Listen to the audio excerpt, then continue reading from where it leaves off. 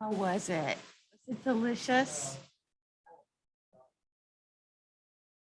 I, I spent $9 on soup at last stop and it was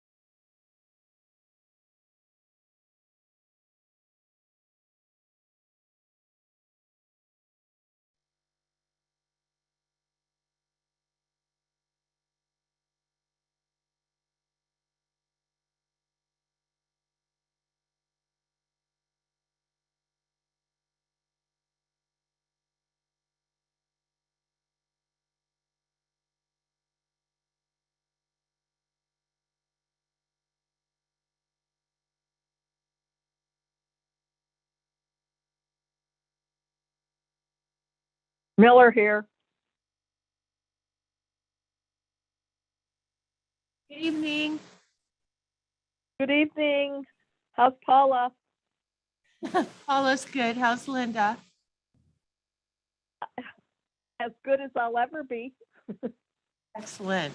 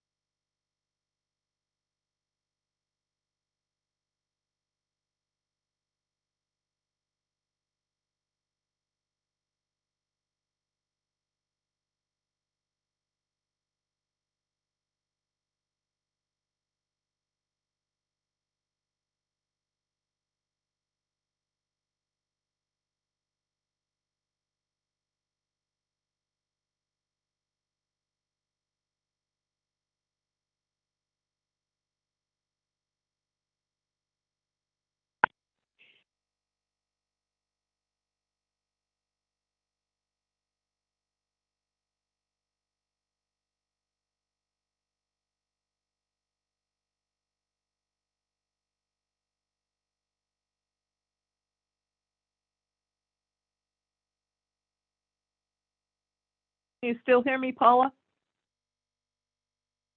Yes, I can. Okay, I hit a button and I didn't know if I Cancel myself out or not. Oh, we can hear you loud and clear. Thank you.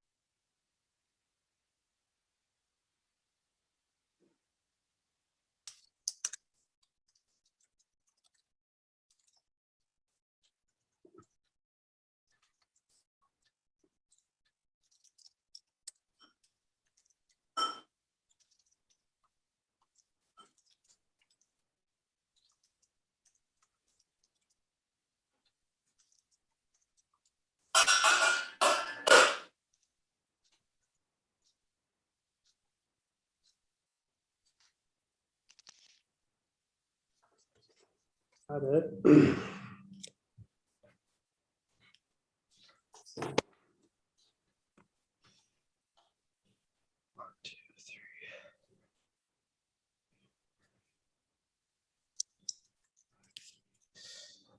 Hey there, everybody. We'll give this another just minute here and see if we get anyone else join on the meeting.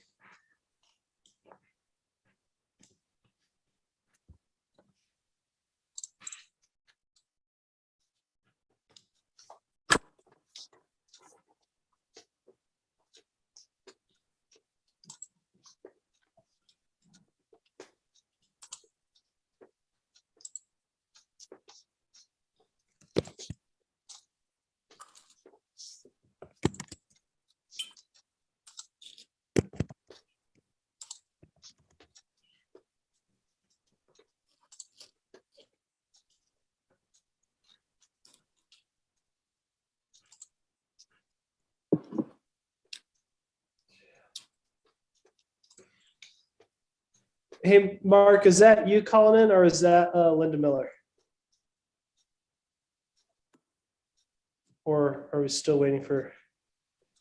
Cornette, Linda is on. Mark was on, but has since disconnected.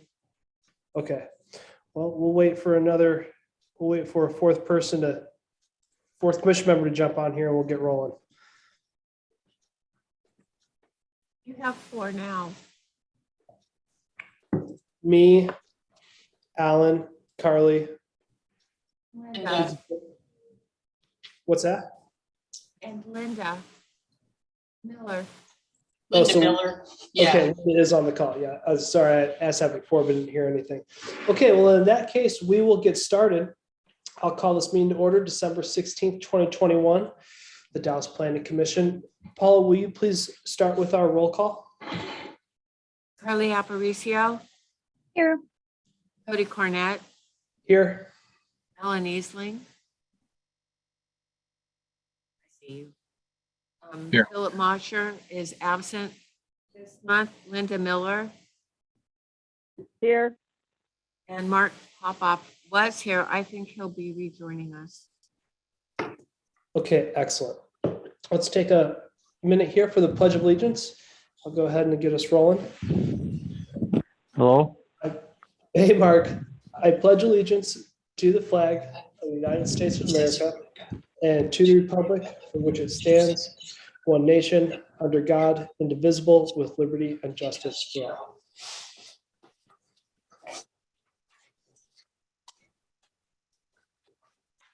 And Mark, glad you're back. We'll make sure you get on the roll call there. Approval of the agenda. Does anyone care to approve the agenda or make a motion to approve? I move to approve the agenda as presented.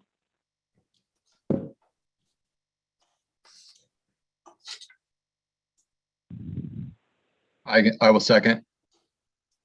Excellent. The agenda has been most approved and seconded. Do we vote on that? Yes. Yes, okay. All in favor of approving the agenda, raise their right hand and say aye. Aye. Aye. Excellent, that's 5 ayes. Approval of the minutes. Would anyone care to approve the minutes from the past meeting, November 18th, 2021? I'll motion to approve the minutes from November 18th, 2021. I'll second it. Excellent. All in favor of approving the minutes from the November 18th, 2021 meeting, raise the right hand and say aye. Aye. Aye. Aye. That's 5 ayes. Excellent. This will be the time for public comment. Any members of the public that are on this call or in this meeting that would like to share anything that is not on the agenda or part of the public hearings, or excuse me, not public hearings, but discussion items that we'll be having, take that time now, state your name and your address, and go ahead. I'm not sure if there is anyone, but we'll ask. Okay, well, my name is Brian Lauterbach. Work for Windermere Real Estate here in town. First of all, thank you for taking public comment and thank you for serving on a board of our city here. So I appreciate you guys. Excuse me, Mr. Lauterbach. I need your address for the record. Oh, 1900 East 23rd. Thank you. I just first want to acknowledge that I'm commenting on a presentation that Planning Director Cannon will be giving in a bit, referring to the potential use of buildings in the central business commercial zone. I've taken a look at the options that are going to be presented to potentially open up ground floor residential options in the CBC that would give flexibility to certain areas in the downtown. And so I'm just going to keep it brief. I would lean towards modifying an option 2 that's going to be given by putting a cap on the 3rd Street being fully opened to ground floor residential. I think that we would want to protect perhaps 60% of 3rd Street for future commercial development and allow perhaps 40% of 3rd Street to be open to potential ground floor. So, and that would be my comment. You're muted. Sorry, thank you. Thanks for that, Brian. And we have another person, Alice, I know we talked a little about this, but I think we'll just kind of roll with it. We do have another person. I think that person that I thought would be here is on the meeting. So if she joins later and you want to take her comment, you can, but for now she's not here. So. Okay, excellent. Well, then in that case, Brian, we're just going to take your comment and remember it and just carry it on over to this discussion item. And thank you for that. All right. Thank you, guys. Hi, Brian. Are there any other members of the public that have a comment about anything that's not on the agenda? Okay, we'll move on. Staff comments and project updates from Director Cannon, please. Good evening, Planning Commission, Chair Cornett. We are, it is December and happy holidays to you. So I'm looking forward to a little bit of time with my family, and I hope all of you get to enjoy that too. We are, what you will be hearing tonight is important work that we have. We're also taking a little bit of this month to consider some housekeeping amendments to our code that we'll bring back to you in January, just to think about, again, as a discussion item before we bring it to hearing. We think they're pretty minor, and while they might elicit some discussion, it'll probably be pretty straightforward. You'll look at these and be able to give us a yay or a nay pretty quickly and easily. So that's something we've been working on. In addition, I see that the person who is going to comment is just joined our meeting. So I don't know if you want to pause and take her comment there, Chair Cornett, or do you want me to finish? Either way. Please continue. Okay, I'll just keep going. We'll let Mary just jump into the discussion item. Okay, all right. So anyway, we've been working on a little bit of housekeeping, but what Dawn is going to be presenting this evening will encompass some important work plan items that we'll have with regard to some code amendments that we'll need to be working on in the next few months. We have some development, let's see, urban renewal news. Let me tell you a little bit. Todd Carpenter, he went to Historic Landmarks Commission last night. He made a modification to the rear part of his third storefront. He didn't, not on the front part, but it was the northern portion of it that faces out toward First Street and the alley. And that was approved by the HLC, and he is on track to meet his deadline that he's established with the Urban Renewal District for the 2 storefronts. So he's got a little bit more work to do, but mid-January, he is set to be done, and we hope to be reached one of the important project milestones. And then sometime, I believe it's in April or June, sometime in the spring, the last portion of his project is required to be met, though I expect he'll need a project extension on that. Been really pleased though with all the good progress he's made, and that's been exciting to watch. And he doesn't have his tenant improvements done yet, though I believe his first tenant will be the candy and ice cream store, that old-fashioned candy and ice cream store that'll be located in one of the storefronts, not the one on the far east side, but in the middle kind of. So anyway, that'll be open here pretty soon. And sometime in 2022, I expect sometime in the middle part of the year. And then the other one, he doesn't have a tenant yet. So the tenant finishes will be coming right along. If you get a chance to look in the window, do take the chance, or even step inside and take a look. I've been really impressed with the amount of preservation. He took some of the ceiling boards and has planed those down, cut them to size, and is going to use that as some of the flooring. So as he's restored a lot of the old materials inside the building, it's pretty impressive. So take a look. So Tony's building, we are continuing with the environmental contamination, the cleanup of that, and using the opportunity we have available in the Dalles for the Environmental Protection Agency grant. And the next step will be to remove an underground storage tank in first week in January. And that will be, it's under the Federal Street sidewalk. So you might see some of the sidewalk there torn up a little bit, and we'll be removing that tank and then testing the soil around it. And if we need to clean it up, we'll clean it up. So that's next step there. And we're also exploring an opportunity from another funding source from Business Oregon to see if we can get some assistance on our asbestos removal. So that'll be the next step. So I'll keep you posted as that one moves along. First Street is moving along as well. I continue to just say that's on time and on budget. It's still a bit, it's on the far end of getting, it will be under construction in 2023. So it's on schedule and on budget. The latest work we've been doing is maybe I've mentioned this before. It's associated with the basalt wall that is actually up against First Street. You see it in some of the parking lots that the city or the Urban Renewal Agency owns. And we're continuing to study the structural integrity and discovering if there are any archaeological artifacts in the soil that's underneath that sidewalk. So more to come with that. Just all these things take time, but I'm really pleased with the momentum that the design team has been working on, and they hope soon to begin the right-of-way phase. So moving right along with that. Any other development project updates I should be mentioning, Dawn? We have a big affordable housing project that will be coming in the door soon. Excited about that. So I'll be able to tell you more about that once it's submitted, but it's not in the downtown, but it'll be one further out on the western side of the city. So that is an exciting addition of sorely needed units in our city. So more to come as that one progresses.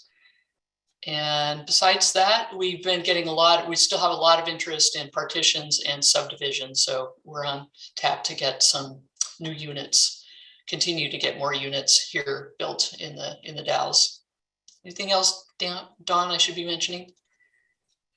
I think with that, you should have a wonderful holiday season. And I want to thank Carly Aparicio, Commissioner Aparicio, for giving me a tour of the Wonderworks Children's Museum. What a wonderful facility. It's a great resource we have here in town. And I thank you for your leadership on that board as well. And Commissioner Aparicio, nice work on the mail out for fundraising with the kids' handwritten note on the back. Pulled a couple heartstrings at my house. So nice work. Good. You're welcome. Thank you for supporting us. We always appreciate the help.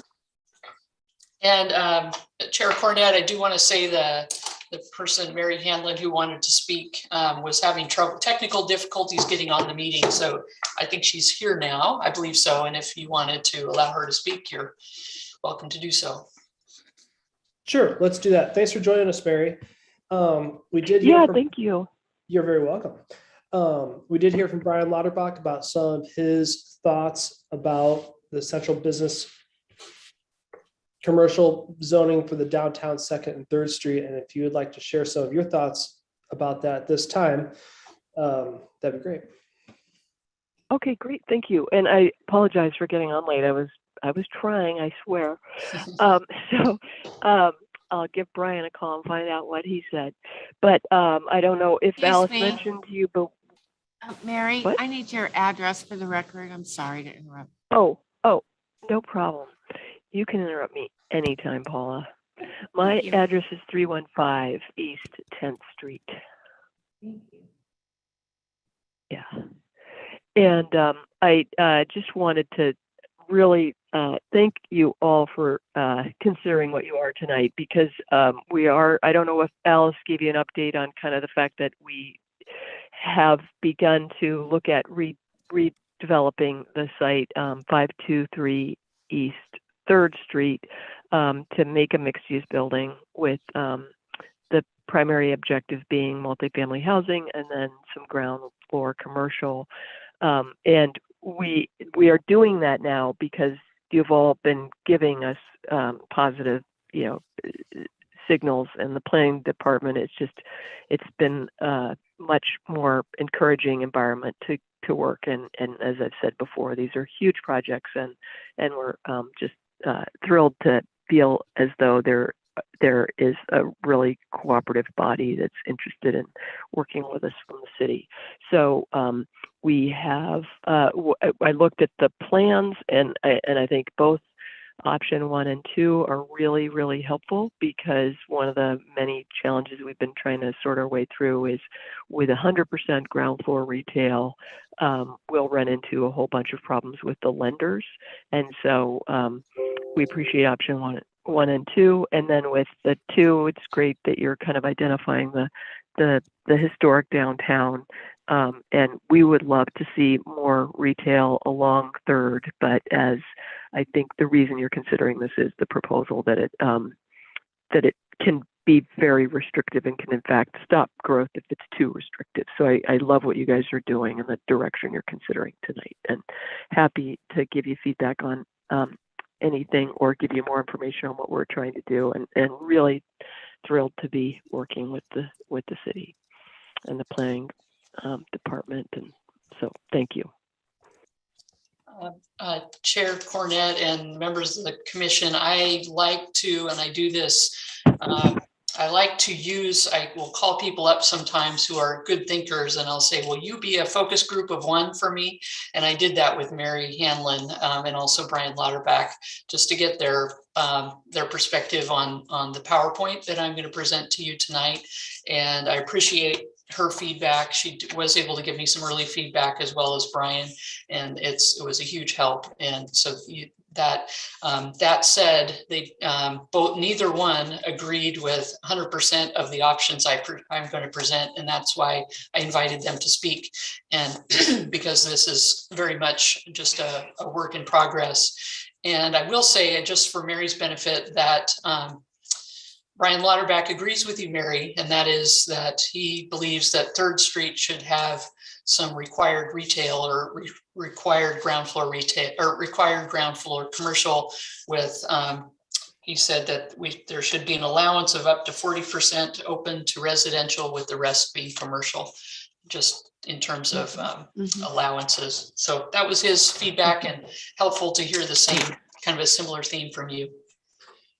Yeah, I just think if we can get housing downtown, it'll just breathe the 24-hour activity, more life into it. I know there's some housing there now, but we'd love to be part of that. And we just, we appreciate you considering the fact that the way the regulations are written right now may create a barrier to putting the housing in downtown. But we really like the idea of ground floor retail as well, and are completely committed to that, but just within as a response to where the lenders are these days.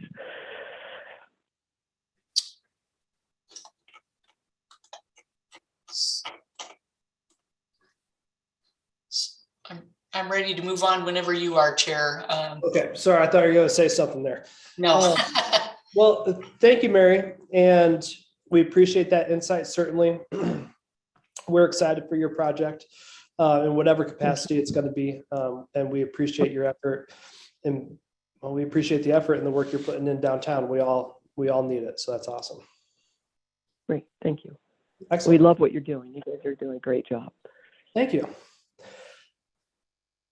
We'll move on to commissioner comments and questions. Do any of the commissioners present have any comments, questions, anything like that they'd like to add?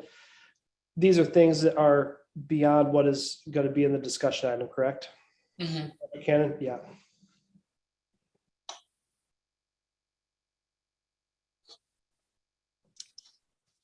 We all good? No one wants to all speak at once or anything? Okay. We'll move on to the discussion item then. Director Cannon, would you like to get that started? Pretty excited to hear more about this and kind of nail this down for setting the stage for the future. Yes, and let me share a screen, and at at city council this week, I ended up showing everyone my email account. So that's no fun. Let me see here. See what I can do. All right. Do you see that now? All right. I trust you can see my screen now. Is that right? Nope. Nope. Okay, let's try that again.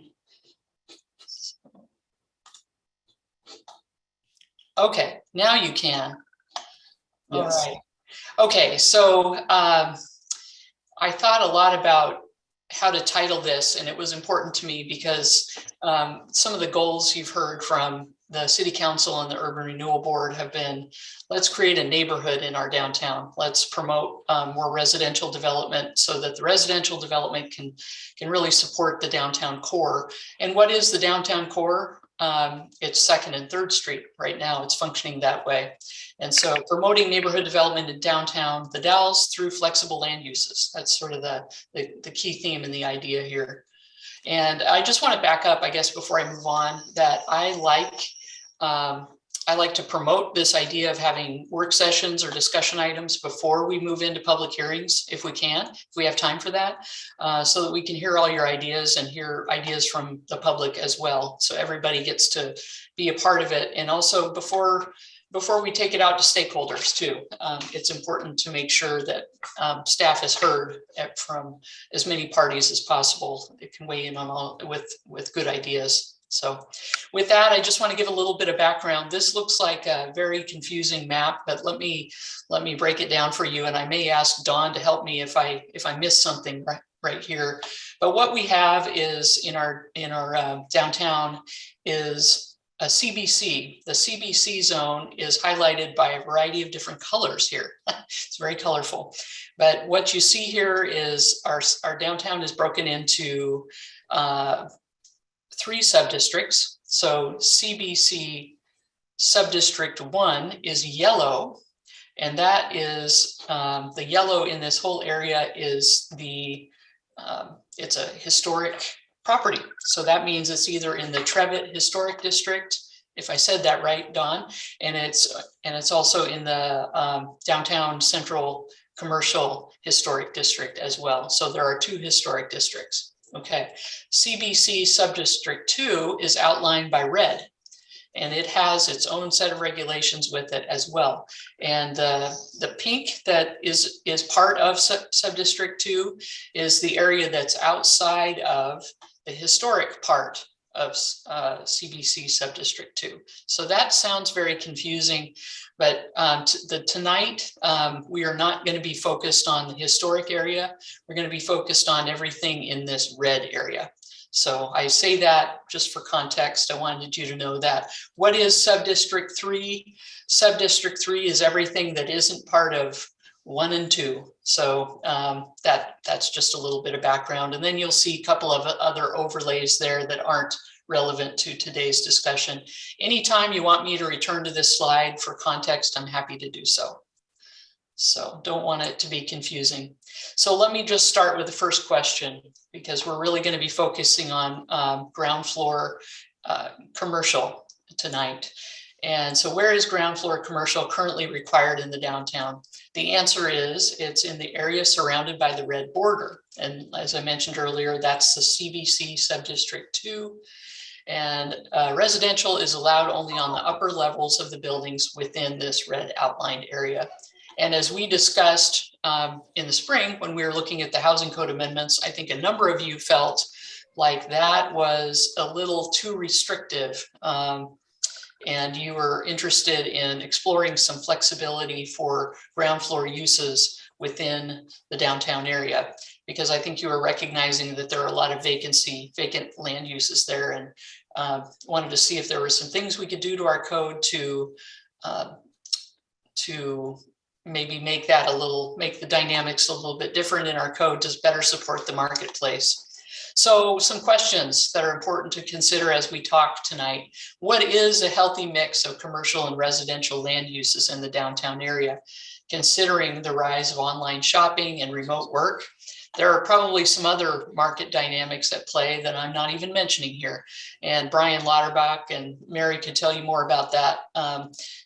But think about the market. Think about what downtown the Dalles wants to be if it didn't have so many didn't have as many land use restrictions. You don't want the market to be completely free because we have a beautiful historic downtown to protect as well. So keep that in mind. And then secondly, how can the land use regulations promote more residential development within the quarter mile, which is kind of an average walking distance for people to feel comfortable walking for shopping and other purposes of the historic downtown shopping district. So how can we promote more residential development within that quarter mile walking distance of the historic downtown shopping district to support and sustain the historic downtown and address the regional housing shortage? We have a real opportunity in our downtown where density is acceptable. It's kind of an acceptable and expected land use in our downtown and in our core. So it is probably viewed with less of a threat than it would be in some of our established neighborhoods. So we have an opportunity here. Code amendment option number 1. So this is your option as a planning commission, and you decided as a majority of the planning commission on April 22nd of 2021, you asked us to recommend to the city council to include the option of removing all ground floor, commercial ground floor requirements within the red area. And you suggested we do that. And upon further reflection, I think you were all pretty supportive of this idea, but upon further reflection, we decided to remove that from the recommendation because we hadn't vetted it publicly enough. And it would have potentially could have kind of messed up all the momentum and public outreach we had done on the rest of the portfolio of changes that were included in the housing code amendments. So that's option number 1. I think you're the most familiar with this one. Option 2, this is suggested by staff, and the next 2 options are suggested by staff. This one happens to be my favorite, and actually we like both of them. And this one and the third one, there can certainly be some variations of this option. But basically the idea here is to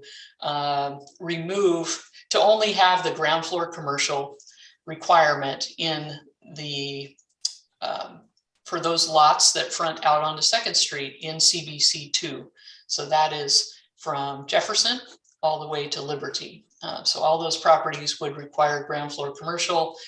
And one variation, one might ask, could someone in the rear part of those lots develop residential units? We don't know yet. It's subject to your comment and your thoughts.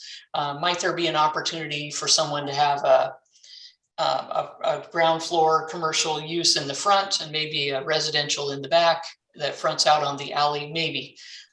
So that's an option. But anyway, the idea though would be to protect the commercial heritage that we have along 2nd Street and to make sure that we definitely require those properties outlined in red to maintain the ground floor commercial requirement. And everything else would be allowed the flexibility of being ground floor commercial. And 3rd Street, I think I can speak definitively that there are along 3rd Street, there are no ground floor residential units that I'm aware of. There may be one, but I believe today all of 3rd Street is currently ground floor commercial. And 2nd Street, there are some units. There are some people that are living in their retail establishments or in their storefronts along 2nd Street. And 1st Street, I think currently that is all ground floor commercial as well. So the idea would be to protect 2nd Street and maintain some flexibility in the rest. Again, this could be varied in our discussion. We can talk about this. Third option would be to have the ground floor residential uses in the red area. If someone wants to do residential in the red area, it would require a conditional use permit from the Planning Commission. It would only apply to everything in the red area. So we can discuss this in a few minutes. As I mentioned earlier, I think I'll speak for myself. The director prefers option 2. I think there is a little bit of debate and discussion with our staff as to whether 2 or 3 is the best. I think on the staff level, we believe option 1 is maybe doesn't protect the historic district as much as it might want to be protected. So we're a little bit hesitant about that. But following this discussion, we'd like to incorporate all of your ideas and take your ideas out for discussion with our stakeholders. And then I'd like to schedule another discussion item with the city council to have something like this, where we can present the results of all these ideas to the council and get their reaction before we head into a public hearing. Yeah, and that's really the purpose tonight. I want to keep this on a pretty fast track because we have 2 developers who want to get under construction in 2022. One is Mary Hanlon, and the other one is the owner of the blue building at the southwest corner of First and Washington Street, which is not blue anymore. It's now a gray building, but his name is Tony Zilka, and he wants to develop a mixed-use development and add some units and potentially some ground floor uses as that would be commercial. So with that, I want to also raise that we will continue to find some code issues that maybe are incongruent with what our 2 developers are trying to do. And this one may be one that we would want to look at modifying. Right now, if ground floor residential is permitted in the CPC2 district, then we should review development standards to ensure that their residential is compatible with the ground floor. So we found one area, I just put this map in here for context again, if we needed to return to it.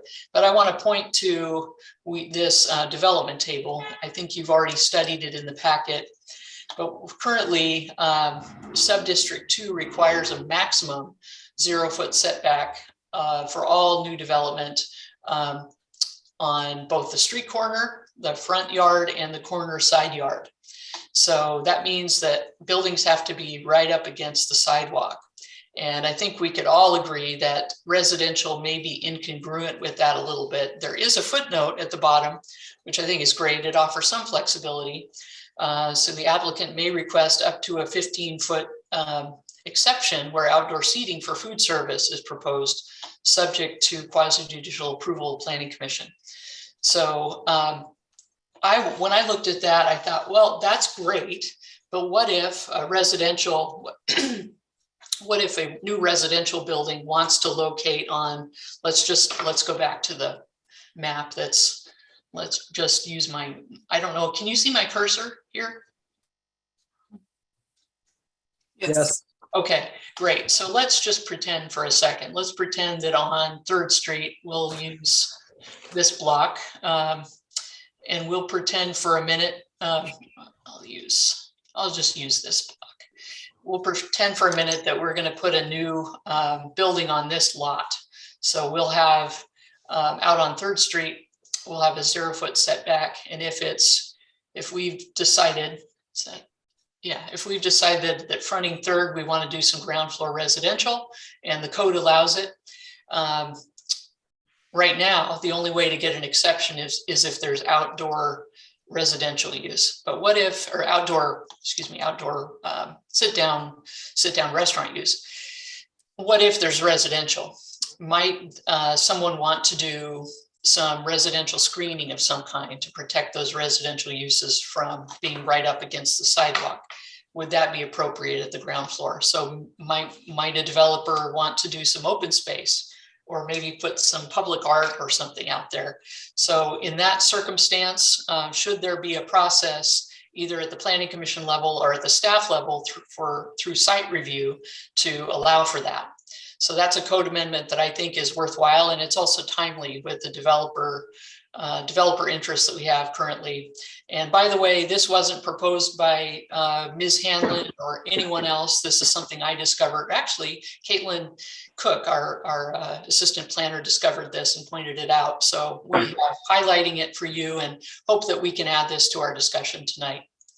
So with that, I welcome Chair Cornett leading us through a discussion of these different options, and I'm happy to move from whatever slide you all choose as a group you'd like me to focus on.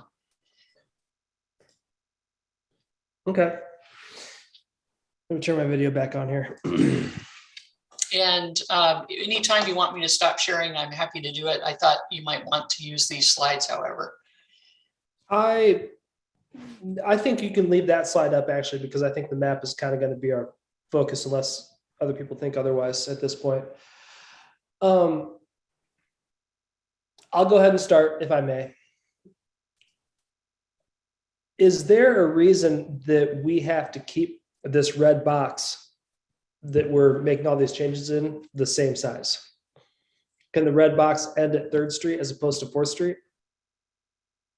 I think it could. Yes, that's open as well. Okay. And the reason I say that is because there is definitely an aesthetic change. Storefront versus residential frontage between 3rd and 4th.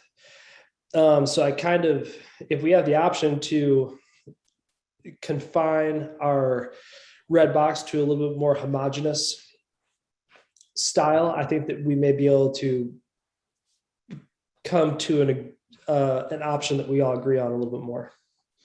So if I could, can I just build on that a little bit? Sure, yeah. There's a lot of commercial already on the front part of all these.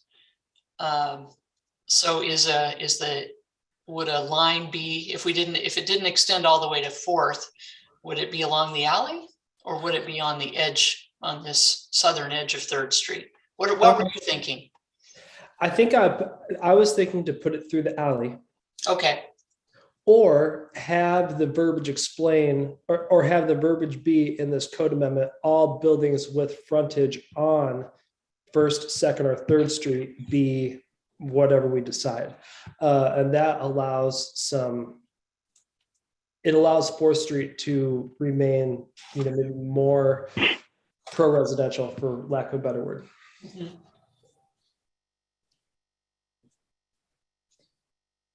Or leave the option there on 4th Street for commercial or residential. Yeah, flexibility. Yeah. Thank you. That's a great word. Yeah. Okay.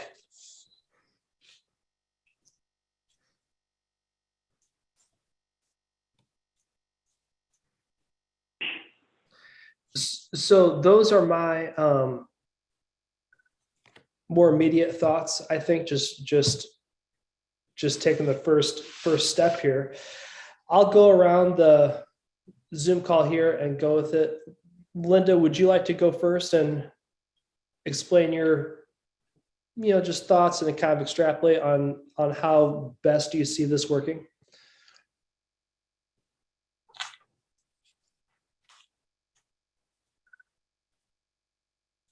I just go back to a time when in the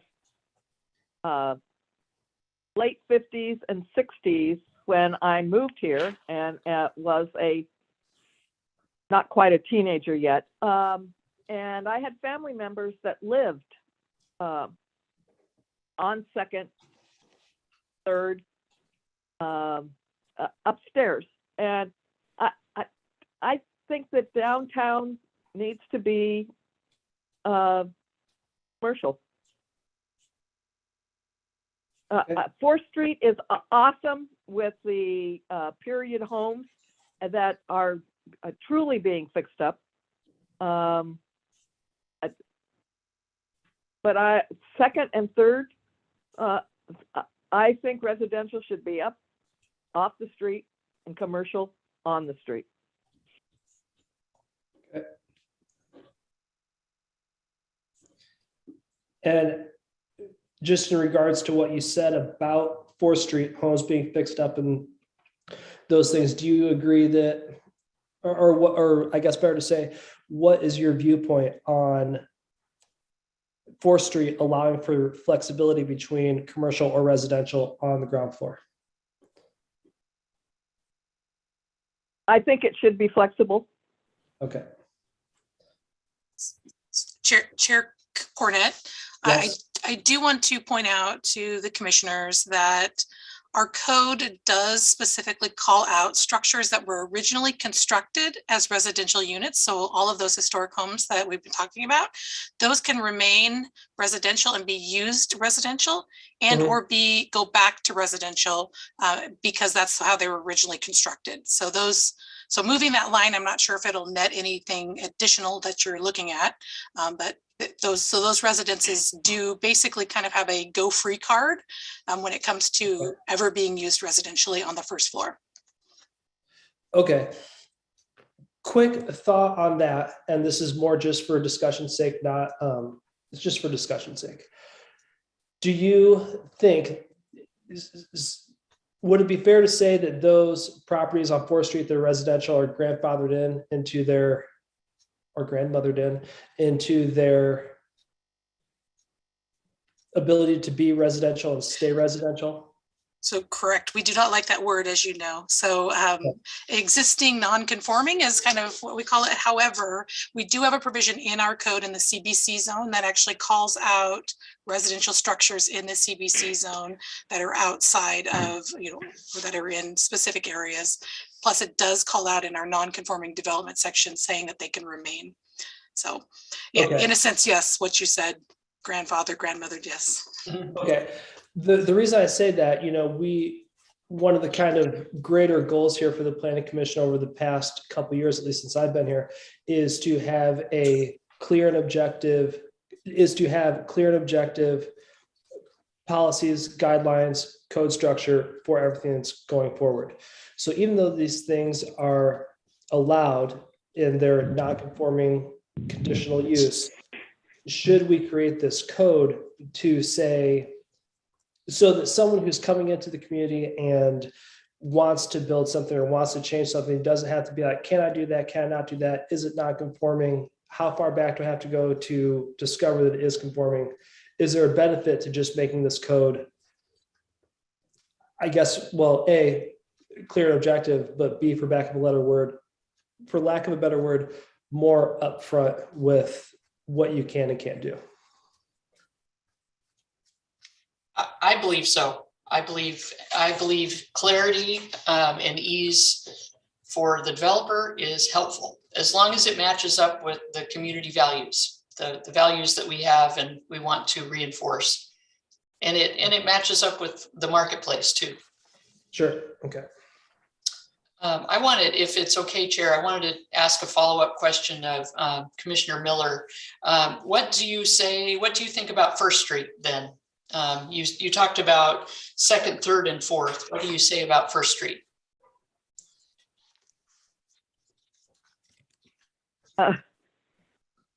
First Street is, I don't consider it to be part of the core.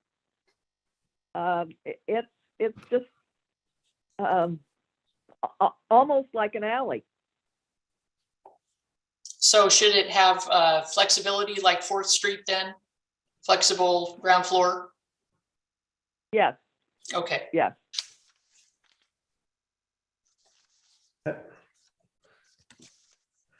I just want everyone to know as we kind of work this discussion, I'm going to go, around the whole loop, and then, all kind of has said our piece. Of course, as we all say more and new things, we all have more ideas. So I will go around again a second time just to make sure everyone has, their complete thought on record. Linda, do you feel like you've completed what you have to say at this time? Yes. Okay, excellent. Commissioner Popov, would you like to share with us your thoughts on this?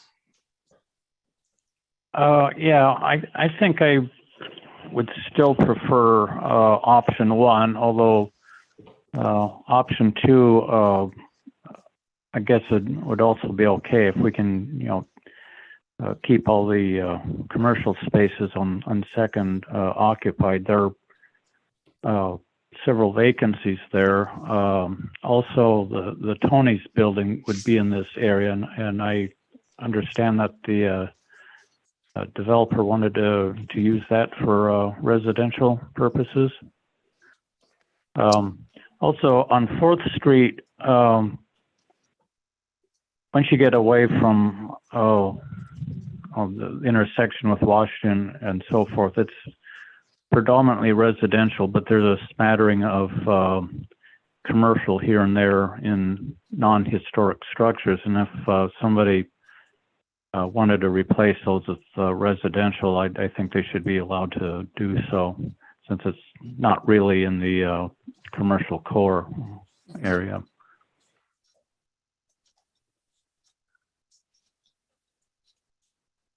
Okay. Great, thank you. I'm writing these things down, so bear with me here for a second.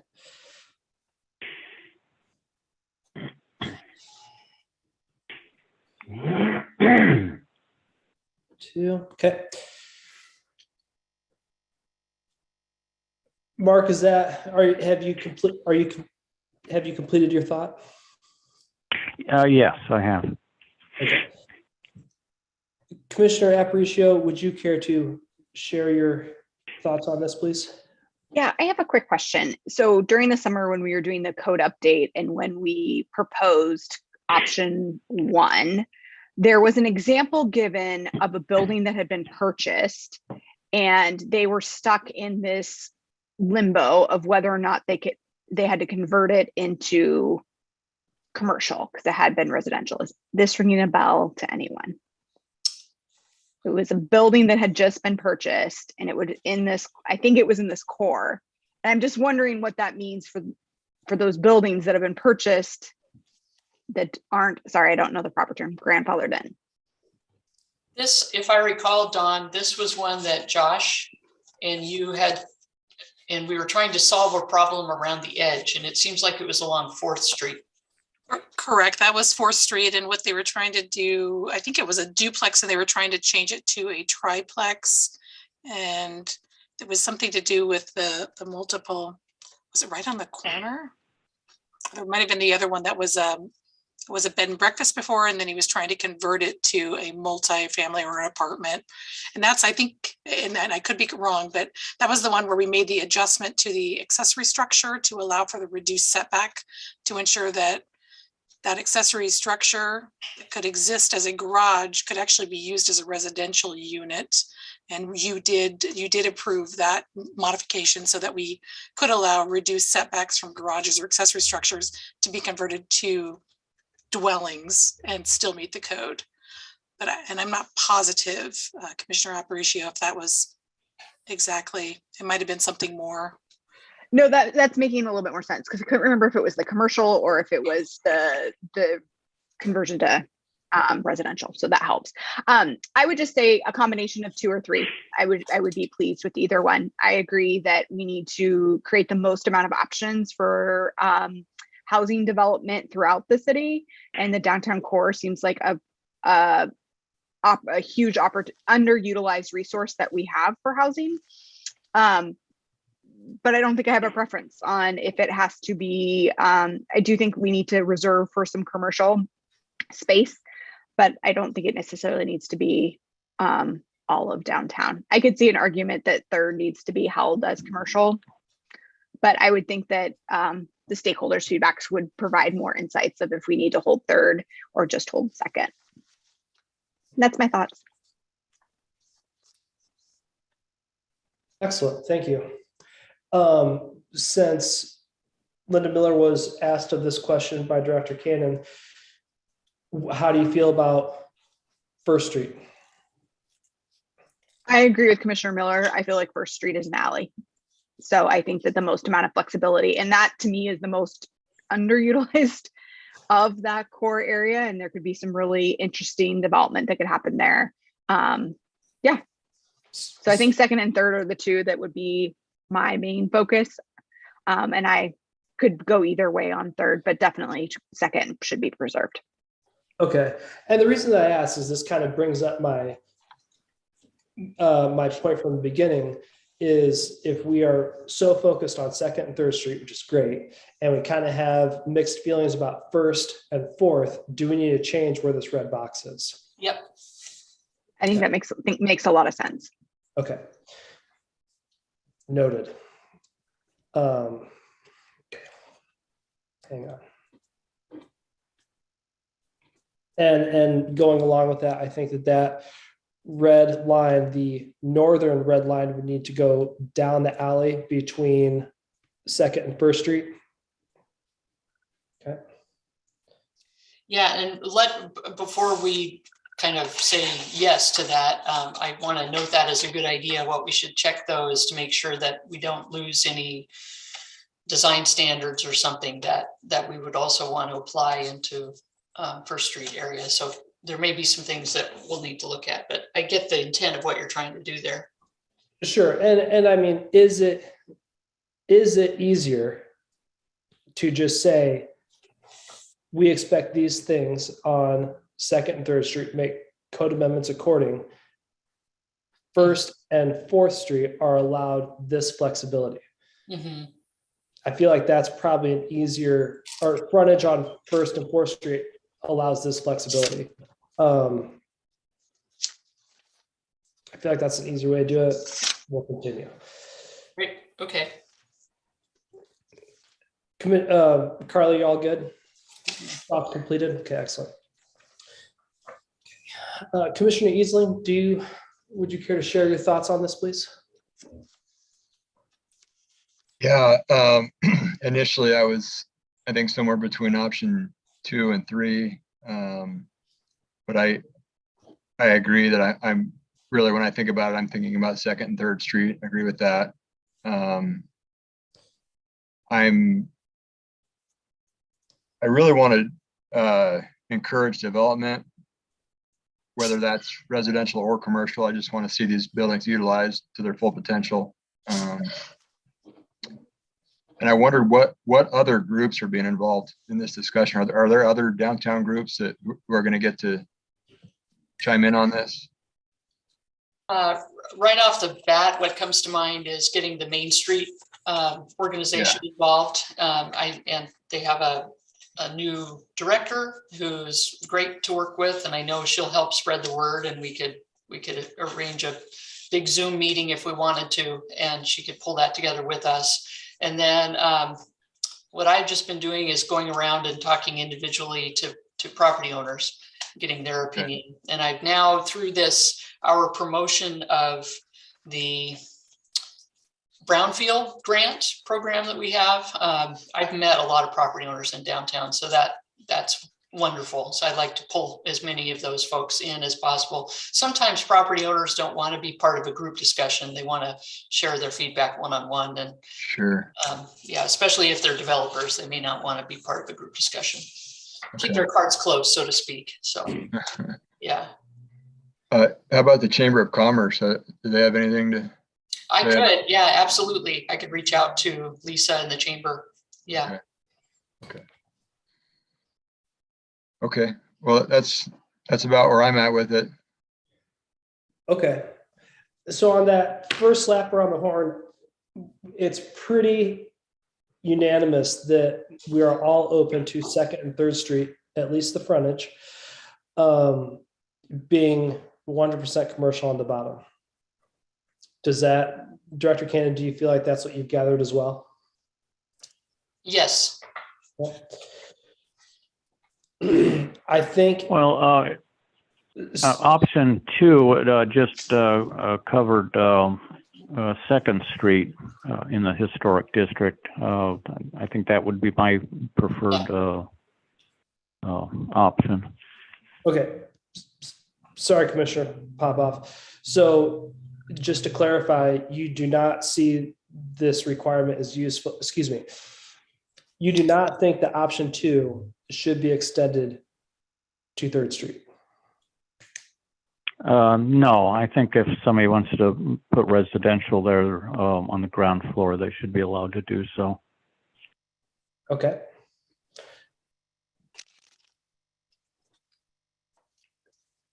And so I think what I heard, what that was unanimous was First Street, people are feeling like that should be given flexibility. Okay. We have that. I heard that Second Street should be protected. Protected being commercial on the bottom. Yep, ground floor commercial. Protected G. Within the box. Yep. And then Third Street is the question. And we can certainly take your ideas and turn them into code, so we don't have to craft any code language today. But I did hear Mr. Lauterbach talk about allowing, and I don't know exactly how we would craft this into code, but allowing some flexibility on Third Street. So in his thought, in terms of a land use mix, would be 60% commercial, 40% residential. We'd have to craft that into code, but that he thought that a mix might be appropriate there. And as I talked to a few people about this, the existing land uses are all commercial, except for maybe one exception. So the development pattern is very much commercial along Third. So yeah, so it's just, I know Ms. Hanlon, her property is along Third, and she may want to have some flexibility. I know she supports, and I'm speaking for her now, but I know she supports keeping the commercial character on Third Street. But what's the right mix, and what does the market want? So kind of, yeah, so that's maybe a good jumping off point for discussion here. I agree. So Commissioner Popoff, I guess, and I say this pointedly, and I don't mean it just as discussion for argument's sake. Why do you think that residential should be allowed on Third Street when there is more of a trend towards that space and that street being more commercial? Why should we allow that? Well, we have some, vacancies on both Second and Third, and I think allowing residential, it would just provide some more flexibility, and you have a better chance of getting all the buildings in some sort of use. Okay.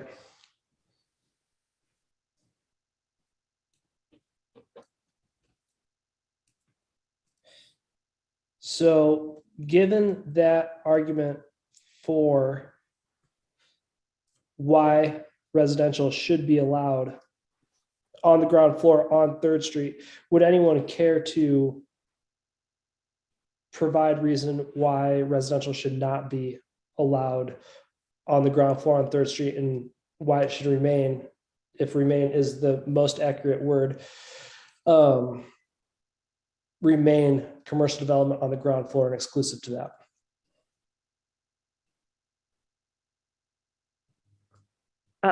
Miller has something to say. Sure. Second and Third Streets are our main areas, main streets of traffic coming into the city and out of the city. And I just believe that commercial is the way to go, more so than residential. Just because of the makeup of the buildings for commercial as opposed to residential. Okay.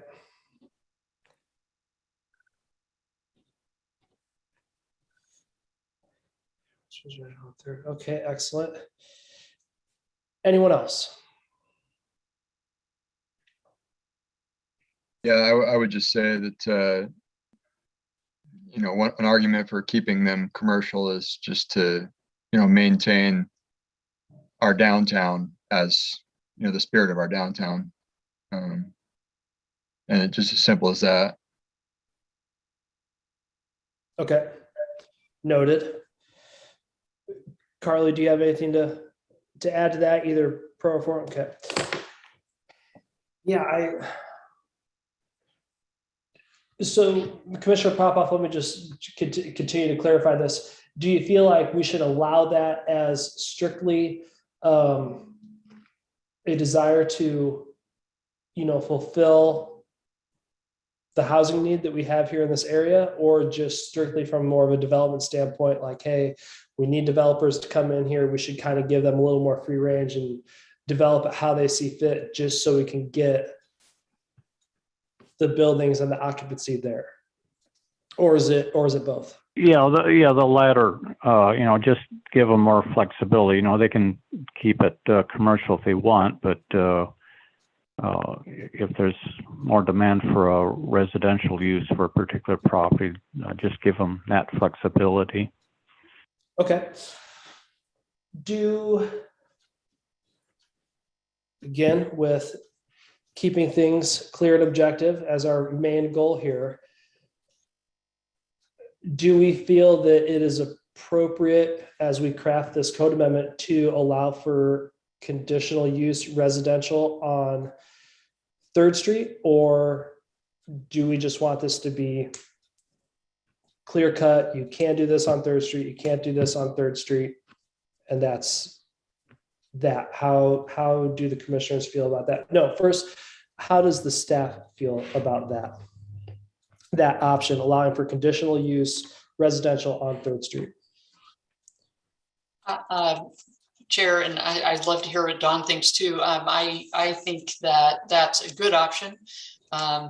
It allows the commission and the staff to take a look at the context of the area and to see how that land use fits in, or the proposal for ground floor residential fits, and how it fits into the existing area, but also importantly would allow the commission to place appropriate conditions to mitigate for noise and any impacts that might be created by the new use, or impacts that might be imposed upon the new use being right along a major street in town. So we could kind of think about it both ways.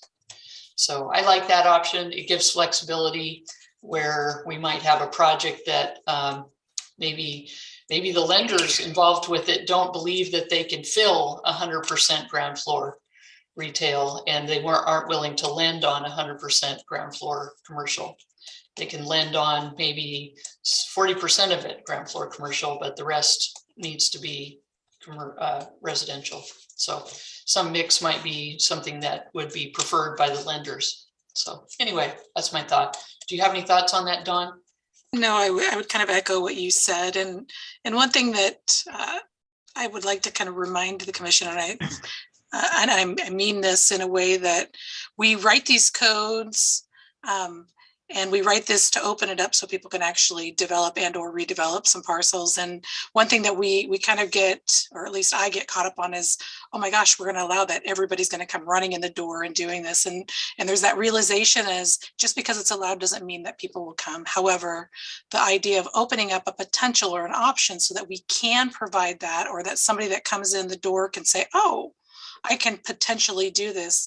I think any type of opportunity that we have to open something up for development and or redevelopment to keep our downtown vibrant is a great idea. I definitely, as you all know, I'm a pretty strong proponent of the historic districts, and I really feel very passionate about ensuring that our Main Street remains Main Street. So, but other than that, absolutely kind of opening up everything that we can and giving you potentially an opportunity to review a residential unit through a conditional use permit would be doing so. Okay, so and just to clarify, a conditional use permit would go through the planning commission, us, or whoever may be here after us. That conditional use permit would go through the planning commission for approval or denial, correct? That is correct, yes. Okay. One difference between a site plan review, which would be a permitted outright use, and a conditional use permit. Currently, we have a difference in 100-foot notification requirement for a site plan review, and a conditional use permit is a 300-foot buffer. And I'm not sure if any of you are familiar or heard, City Council has actually talked and mentioned about potentially looking to expand some of those notification areas so that we get more input when we do have applications come through because they didn't feel 100 and or 300 feet was even adequate. So we haven't made those changes, but that is correct. Conditional use permit, 300-foot buffer, and it would come before the planning commission. Okay. Cody, A quick question on that. oh, go ahead. Go ahead, Alan. Well, I was just going to mention that with that commercial, I'm sorry, with that conditional use permit idea,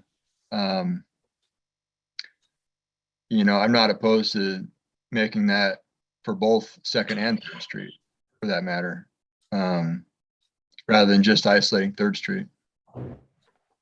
Okay. For discussion's sake, should it be extended to, since we're talking about the red box, or since I'm talking about the red box, should that apply to everything within the red box?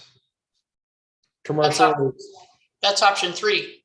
that's option 3. Thank Well, you. except that we're changing the red box. Well, we could. That was something that I brought up in my brainstorm. Okay. And Chair Cornett, I believe the red box also is the parking exempt zone. So we'd be dealing not only potentially with design elements, but parking, I believe. Does that sound right, Alice? Yes, and so that's why I didn't want to say, yes, we'll change the box, because that area is parking exempt today. And so, okay. yeah, we may not want to change that, but certainly I came up with some language. I didn't provide it in the packet because it's getting in too much into the weeds, but I came up with some language that makes option 2 work within the red box and keeping the red box boundary the way it is. So we could do the same. I'm a little concerned, and this I'm concerned about offering too much flexibility on Second Street. And I'm the urban renewal manager, and I think a lot about having lots of flexibility for the Tony's building that is owned by the agency. But I also think that, wow, you don't want to, especially in that core there, if there's something out on the edges, that seems okay. But I don't know, the more I think about it, the more I think that Second Street needs to be preserved just because of the history.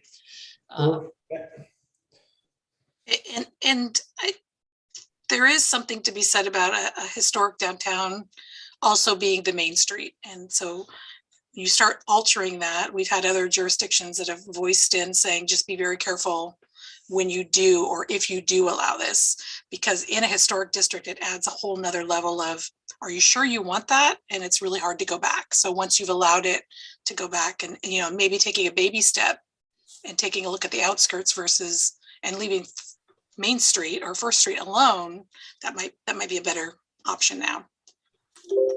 Okay. And I know that we've kind of shot off into some different variables and things like that. But I think I'm just trying to illustrate a discussion around all the aspects. And we can set it back in here shortly.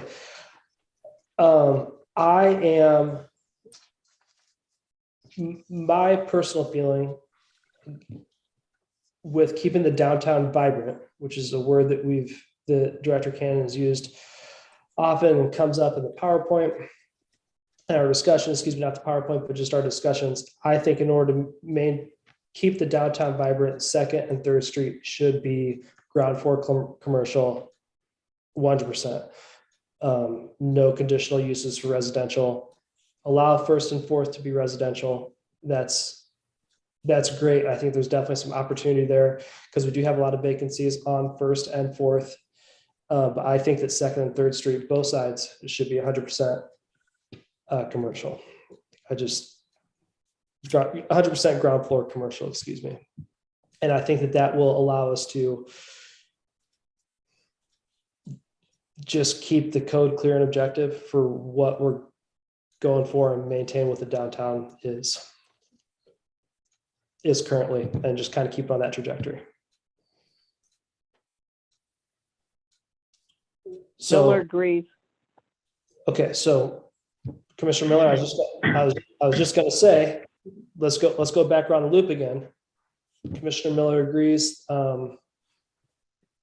If I may just say again that Second and Third Street to be ground floor commercial, 100%. First and Fourth Street, we'll have flexibility to allow that ground floor to be residential. Like Commissioner Popoff, if given kind of everything that we just talked about, if your stance remains the same, good and noted, but if you have any additional thoughts or anything, please share those. I guess I'm more or less, feel the same, but if we could add a requirement for a conditional use permit, I suppose that would be okay too. That would still leave some flexibility. Okay. Conditional use for residential on the ground floor, just to be clear, right? Yeah. Okay. Got it. On second and third, or would that be for the whole area? Because we've been talking about maybe having flexibility on first and fourth. Would you keep the flexibility on first and fourth, Commissioner Popoff, with second and third having use? Well, I was thinking having some flexibility on third as well. Yeah, second and third would have the condition. Oh, I see what you're saying. Okay. Got it. So just open flexibility on third. Okay. Okay. Commissioner Aparicio, if you care to. I feel strongly about preserving Second Street. I don't feel as strongly about Third Street, but I guess I could go either way. But definitely need flexibility on first and fourth. Okay, got it. Commissioner Easling, and in conclusion, please. I'm pretty much right there with Commissioner Aparicio. Okay. Well, that's helpful. No, I'm kidding. What we have is a very mixed set of opinions, but what we've heard is we have first and fourth flexibility. That's what we've heard. And second, there's a lot of belief that second needs to be maintained. And the question is, do we have an opportunity to offer up a conditional use permit on second and third, or just on third? Is that an option? I feel like just on third is where the conditional use permit is being focused, and second is not as important, but conditional use permit on third. Okay. I'm going to throw out one more idea, Chair, and then I know we probably want to move on to the next agenda item. But one more idea might be for using kind of crafting Brian Lauterbach's idea of a percentage of some kind to allow some flexibility that wouldn't require a conditional use permit, that would allow some flexibility on third. That would be at the staff level through site review. So if Carly, why don't you go ahead, Commissioner Aparicio? I was just going to ask. So the question I was going to ask earlier and I forgot to ask was, forgive my ignorance for asking this question, but how much more red tape are we putting in place of development by requiring conditional use for everything? If it's conditional use just for Third Street or conditional use for all of that area, if we're talking about encouraging development, but also maintaining, how do we also think about the process in all of this? So does it make sense with what Alice was saying, that we're trying to allow the staff some flexibility to make those decisions, or do all of these really need to come to the planning, to come to us? I guess that's kind of where I am. Sure. If I can just jump in, sorry. If we want development, if we want to have our door open to development, we need to have, this is staff's opinion, we need to have a whole lot that can be done at the staff level without hearings. This came up actually at City Council this week when we were talking about the shelter housing code. Once you do conditional use permits, whether you want to or not, you're opening up this potential, I don't know that it would happen here, but a potential for NIMBYism and people chiming in on issues that are unrelated to what you're actually talking about. So for instance, this red area is a parking, there's no off-street parking required. And what that allows is, I think a lot of residential developers will still provide some housing, some off-street parking, because that's going to be attractive to their tenants. But that also allows more density in your urban core and allows you to build more development. I live in an area, you know, I live in downtown. I don't, my area, my building that I live in doesn't have any off-street parking. So I park elsewhere. I park on the street, or I park on a private parking lot with some permission from the private property owner. So those are my options. Other people, there's another person I know that lives in downtown and he parks on the street. So there are lots at night. There's a lot of off-street parking supply. So anyway, my point is, the more you put into the conditional use, the more chance there is that unrelated issues will come into play, such as parking, that will kind of work against opening the door for development. So that's why this idea of having a percentage or coming up with something where staff could have some discretion might be worth looking at, though I don't want to dilute what Chair Cornett and Commissioner Miller feel passionately about. So I just throw it out anyway for discussion. Okay. Going along with Commissioner Aparicio's comment on red tape, given what Brian Lauterbach said, when we talk about this percentage split of residential commercial, if we get into that, how is it split? Is it 60% of that commercial has to be frontage with 40% residential? Is it just the floor plan that's the ground floor that has 60% or 40%, 60-40 split? I think there's a lot of room for interpretation there that we'll also have to nail down. And again, clear and objective. Yeah, we can make that clear and objective, but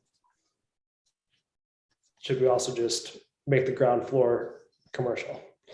Yeah, you could. So I throw that out, and now I need to be quiet and let you discuss, because we can go back and take these ideas and work with them and come back with some refined options. Even right now we could, but I do want you to conclude and come up with the most consensus ideas possible. Okay. So going along with what you just said, do you feel like you have enough information to give us a range being 3 options that we can vote on at some point? Okay. You do. Okay. Then unless anyone has anything specific or pertinent that is a good addition to what has already been said, let's conclude this and move on to the next item. I feel like we got a pretty good feel about what people want and a good range between 3 options that the staff can craft. And I just want to thank you for muddling through it with me. And I like this kind of session a lot. These are really helpful to staff. So thanks for being patient. And also thanks, Chair, for offering a chance for everyone to weigh in as much as you have. Appreciate that. Yeah, sure. Yeah. Okay, we are ready to move on to the next item.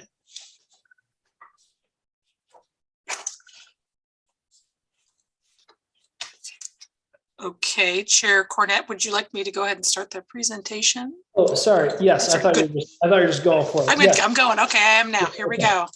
All righty. Make sure you guys see my screen right. Hang on just a second. Go.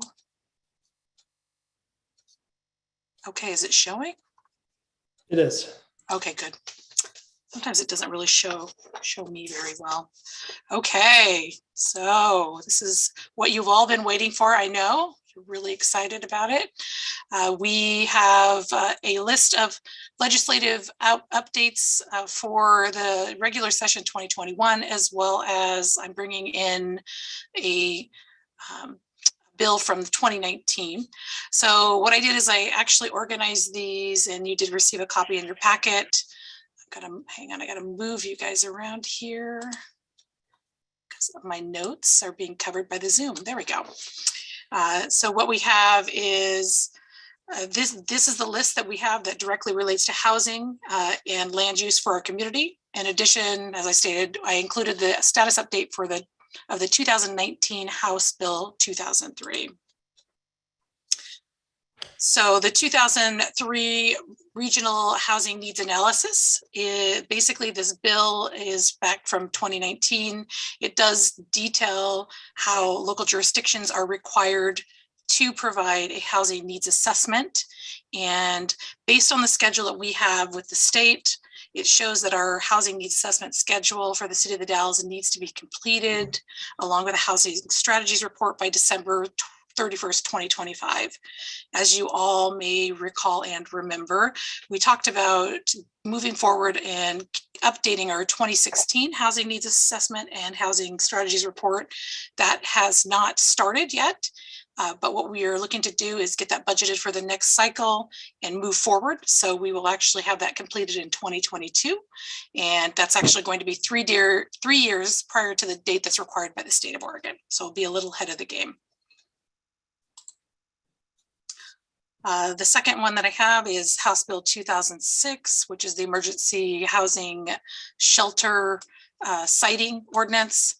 So this requires cities to approve our proposed shelter if they meet certain criteria, meet building codes, impose no health or safety. Bills is set to expire on July 1st, 2022. Though shelters established under the bill are allowed to remain.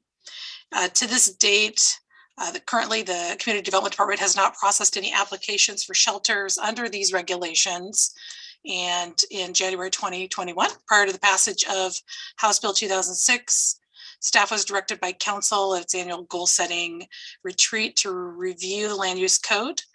Those were the code amendments that went through you for a public hearing as a ZOA 106-21. And the application for the code changes went before City Council this last Monday. And at the close of the public hearing, the City Council actually directed staff to make some minor edit to your recommendation.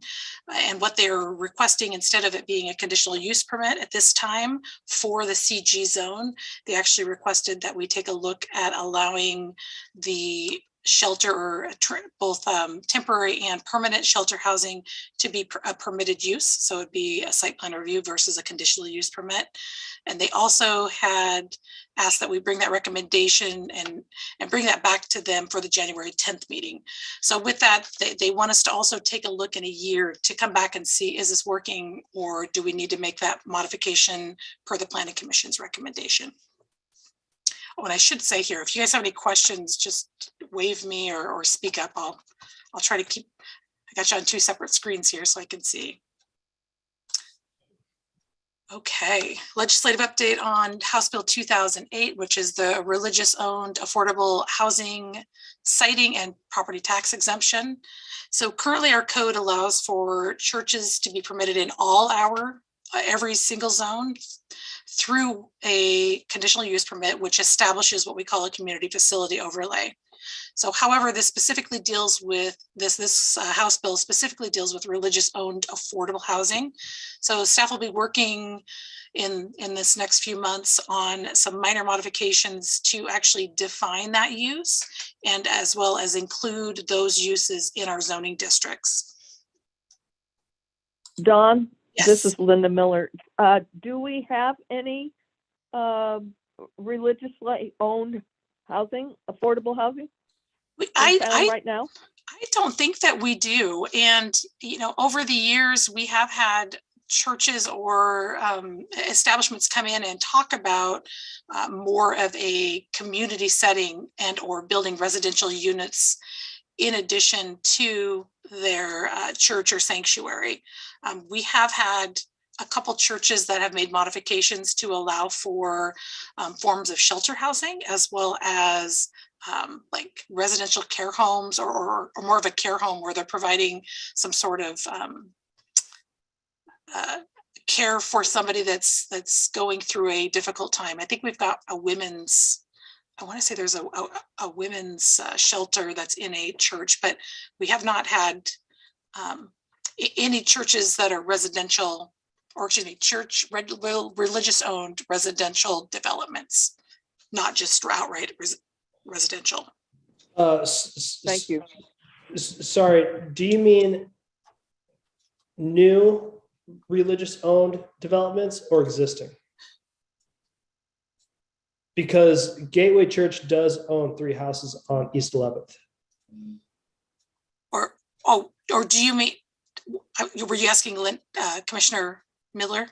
Sorry, no, Donna, I was asking you. So we do have churches and religious organizations that own residential structures, like individually for the clergy. The Catholic Church is a great example that they have the priest, and I believe that some of the members of his clergy are housed, but I don't believe they have an affordable housing. I don't know that we have any church or religious establishment that owns an affordable housing development.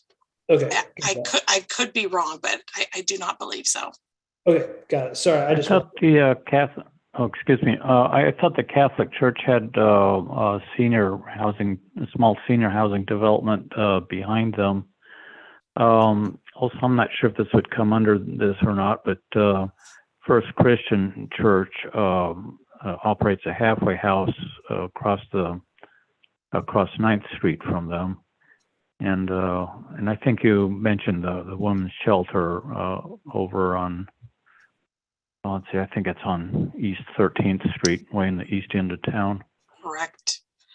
So this House bill basically is going to be allowing any religious owned property to be able to site affordable housing. So we will have some minor modifications to ensure that there won't be any roadblocks or issues so that this can actually be allowed. So it sounds like we've had some variations, but not necessarily that are fitting the definition of an affordable housing. okay. Would that still be required to meet the existing zoning standards as far as density and so forth? That is something that we as staff will have to take a look at. So what I provided here for a narrative, it does not directly detail density, et cetera. So we'd have to take a look at it. My guess is yes, that would, but we'd have to take a look into it a little bit deeper, and we'll bring that to you through a code amendment in the future.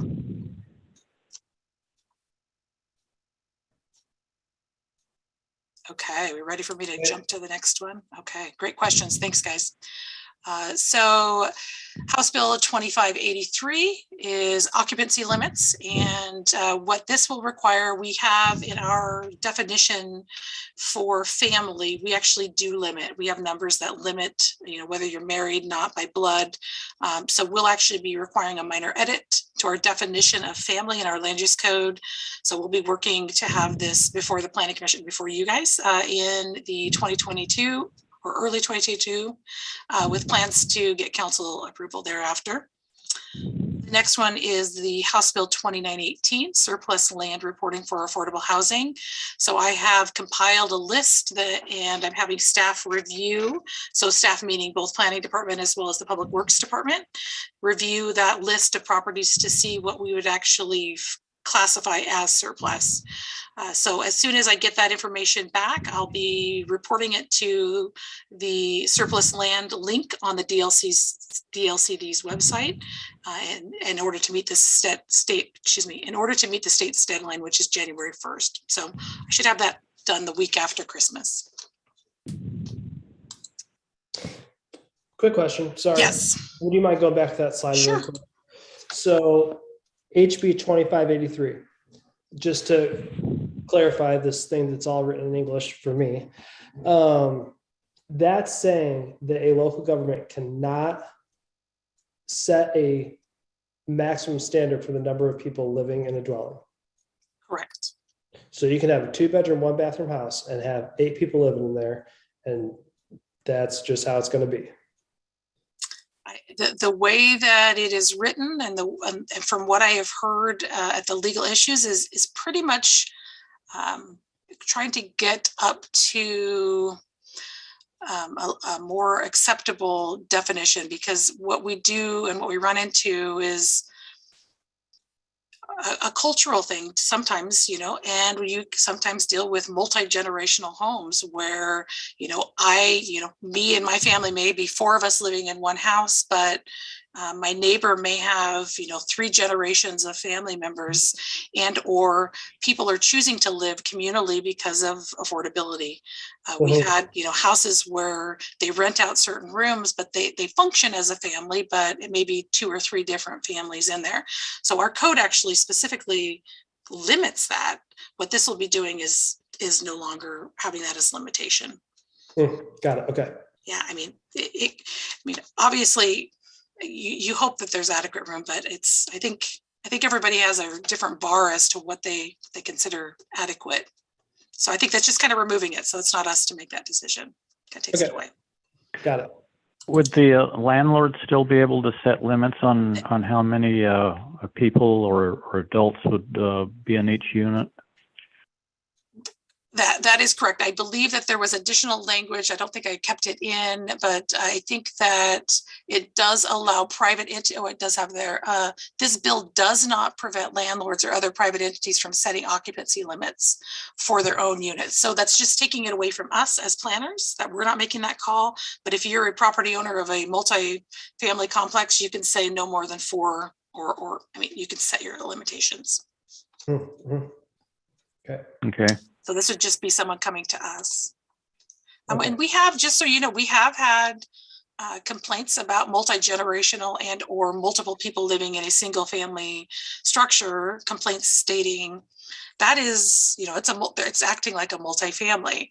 But, when we go in and do an inspection, they have communal restroom, communal kitchens, and laundry facilities. And that's what we take a look at. And obviously we have the numbers now, but those will be removed. So as long as they're still utilizing those spaces in a communal type situation, it functions as a single family. Mm-hmm. Okay. I have a residence across the street from where I live.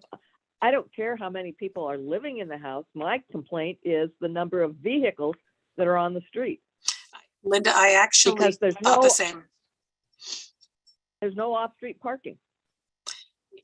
And we have, Commissioner Miller, we've received complaints about that. And one of these complaints we received up in the Mill Creek Crossing area, which is, they have pretty limited parking. It's a smaller lot development. And one of the houses had about 12 people living in a single family home. The house was 3,000 square feet, 3 bathroom, and I want to say 5 bedroom, but they only are required to provide 2 parking spaces because it's a single family home. So yeah, that was something else that we've received complaints on also. So then again, I guess it would run into a landlord could potentially set those limitations on, but it would take our requirement away from us. Okay. Thank you. You bet. So House Bill 3040 is the SDC study and reporting requirements.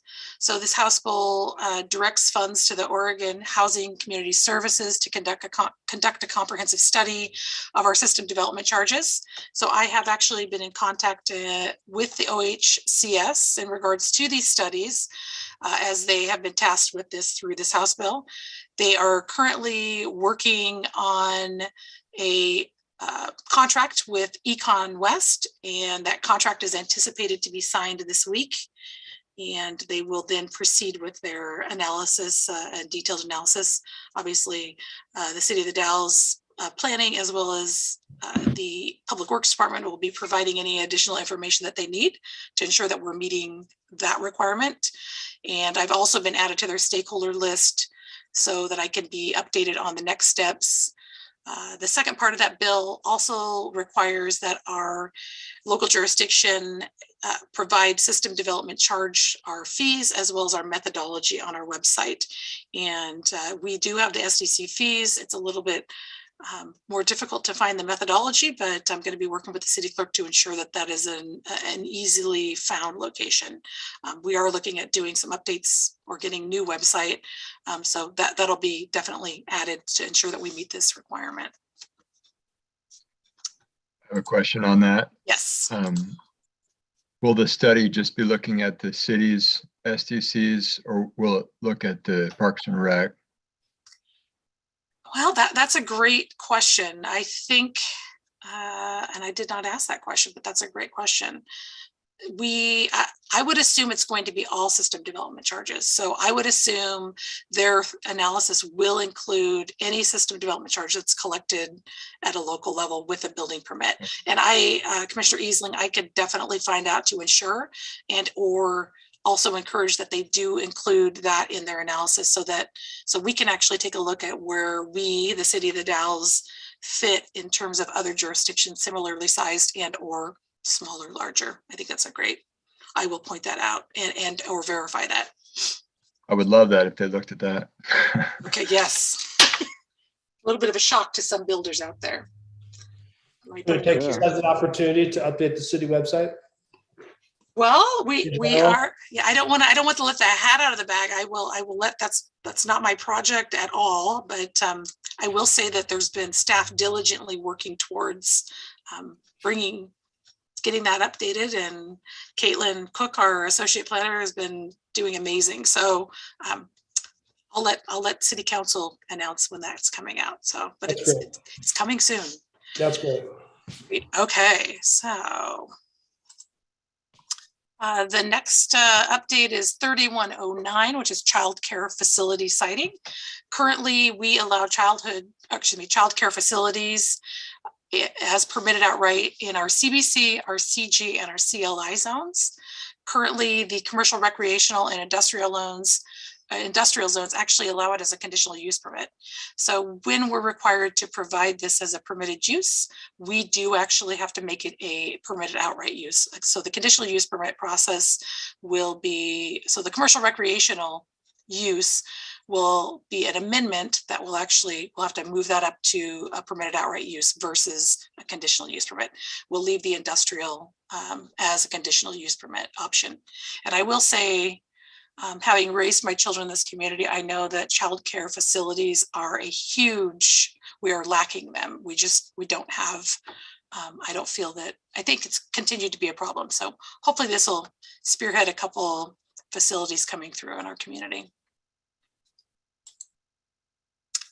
Okay, motel conversion siting. So our code currently allows for multi-housing in our CBC zone, except for, as we discussed earlier, not in our core downtown. And our CG zone also allows residential as long as it's a ground floor being commercial. So staff will be working, we'll be bringing back some code amendments or potential code amendments that detail the allowances of affordable residential units and also provide that definition of affordable. So we'll have to get that included in our code. So that'll be coming soon.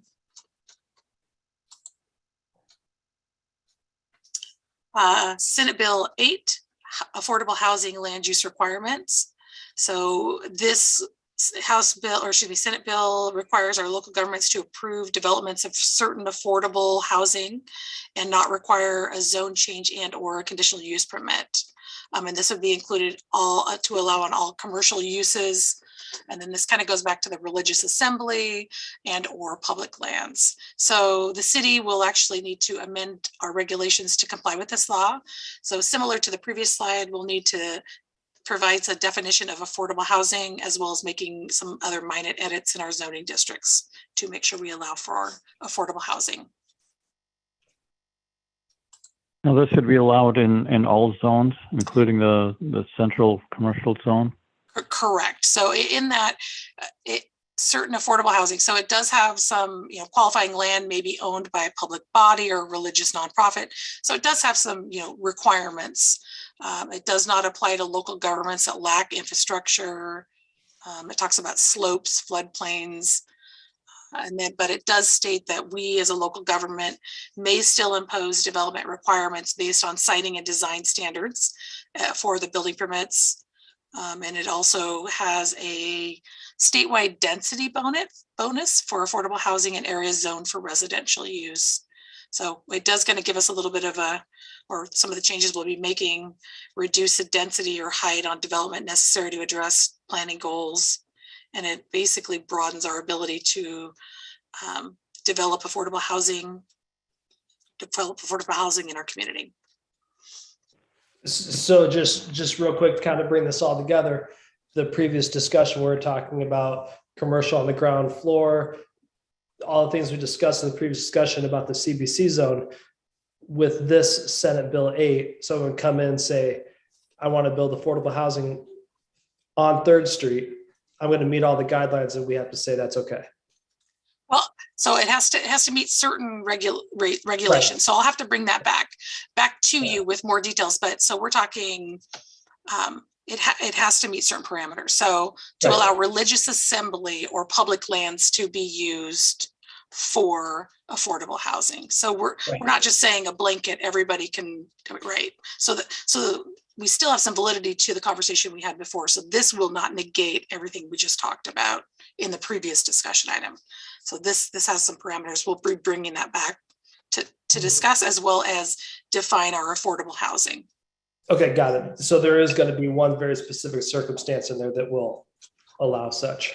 Correct. And affordable housing, I mean, and it may be that it's the affordable housing component. So I'll dig into that. I'm hoping to do that in the next 2-3 weeks with the city attorney and kind of make sure that the director and I are able to get our heads completely around some of these House bills and Senate bills. As sometimes it can be a little bit more complex than what we like, which that'll drop us in, I think, to the one that the one I'm talking about, that's really complex. Senate Bill 8 is, I just wanted to back up, Senate Bill 8 is complex. It's very complex. And I had looked at it with the city attorney. One of our nonprofits had asked, would I be able to build using Senate Bill 8? And we determined that nonprofit could not build housing under this. But so anyway, it's a lot more complex than this brief description. Sure. So yeah, so this one needs a little bit more detailed review. Sure. Okay. So this is the other very complex, which is the House or Senate Bill 458, Middle Housing Land Division. I want to say there were 2 sessions at our legal issues that addressed this actual Senate bill. And in terms of, do we have to make a code revision? So the DLCD provided basically kind of a cut sheet explaining what we should be doing as a local jurisdiction. And they stated that it's highly advisable, but it's not required for cities to incorporate this middle housing lot division standard into our development code.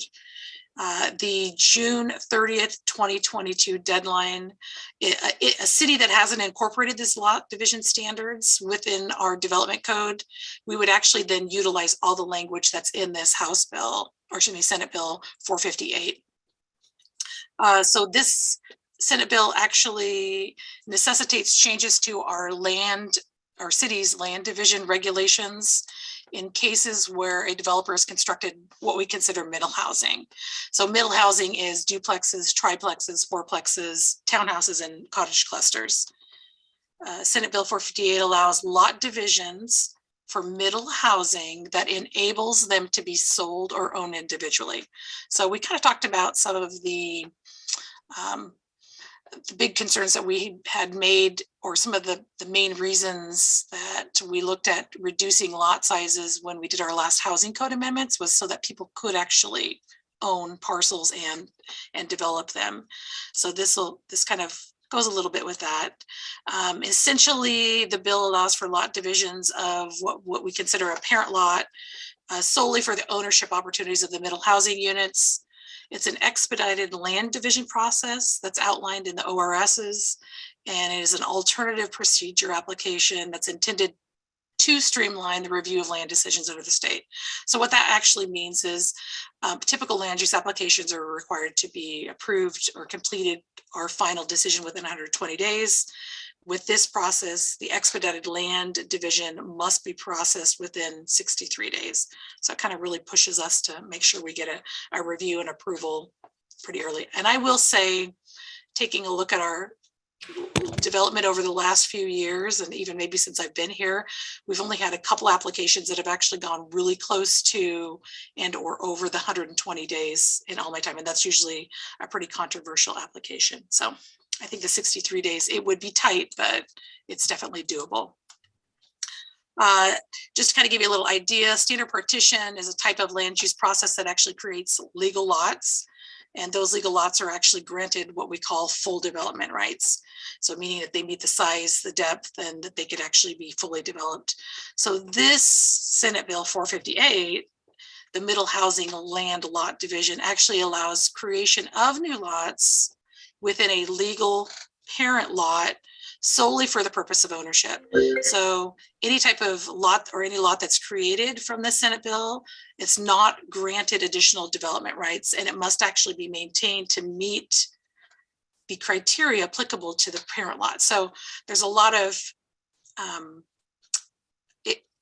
stipulations in terms of you partition it, that you still have to be looking at that main lot that those parcels or those parcels were created from. So pretty complex. I don't want to jump it anymore, but this is one that I think is going to make me scratch my head a little bit more, and we'll be working pretty hard on getting this to you.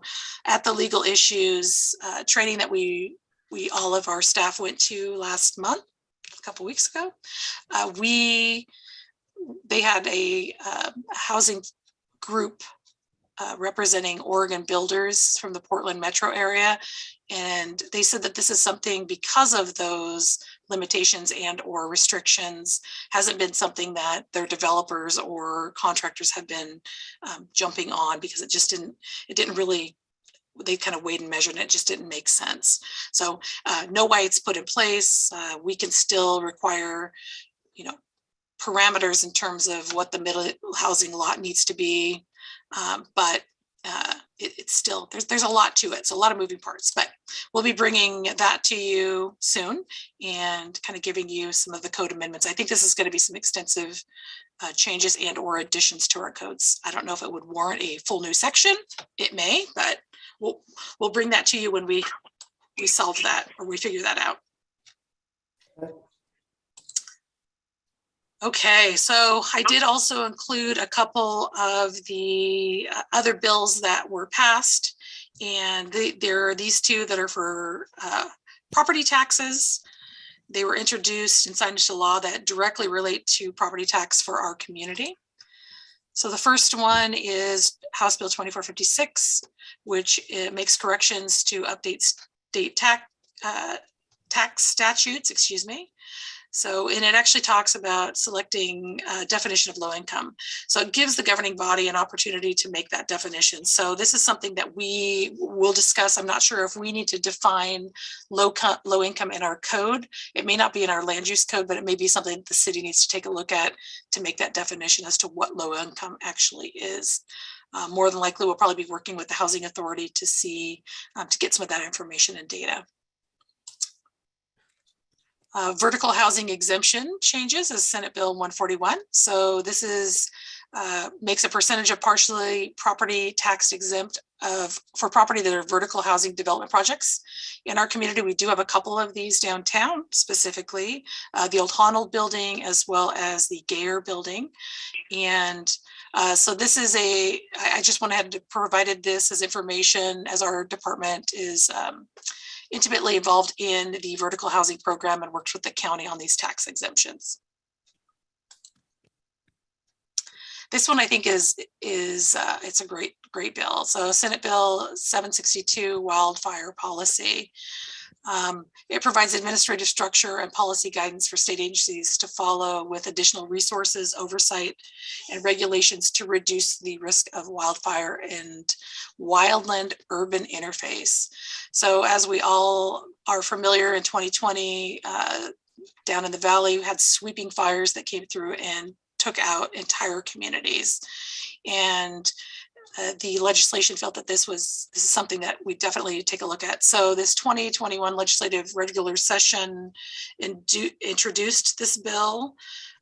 And what we're anticipating, or what I'm anticipating from this, or what will net from this, is in the next few years, this may lead to additional requirements for jurisdictions that are urban growth boundaries to be required to work into their code defensible space. So basically providing some sort of buffer so that we don't have these types of sweeping fires that come through and take care of our or take out our residential development.